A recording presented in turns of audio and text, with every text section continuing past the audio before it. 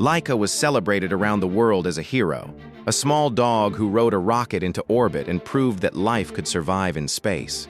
The Soviets announced she lived for days up there, proof their technology worked, a triumph for all of humanity. The world believed them for over 40 years.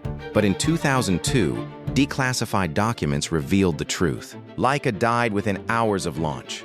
The capsule overheated. She never even completed 4 full orbits. And here is the part that changes everything.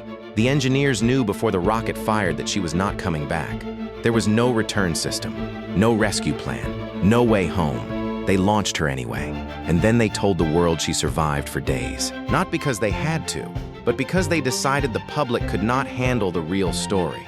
A government looked at the truth, looked at their citizens, and chose the lie.